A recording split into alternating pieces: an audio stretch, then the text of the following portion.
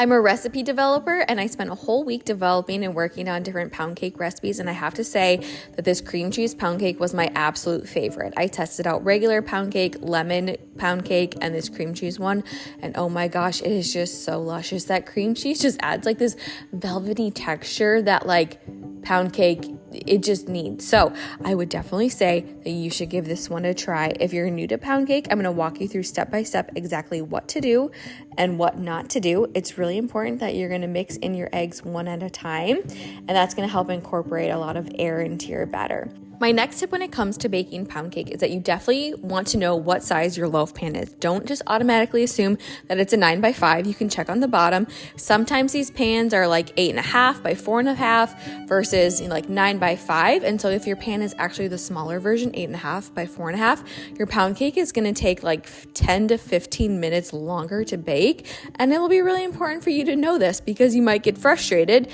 and you just got to know that those smaller pans need a little bit more bake time. And if your bread is starting to get a little bit too brown on the top, definitely tent it with some tin foil, and that will help to reduce the brownness on the outside while still baking low and slow in the middle.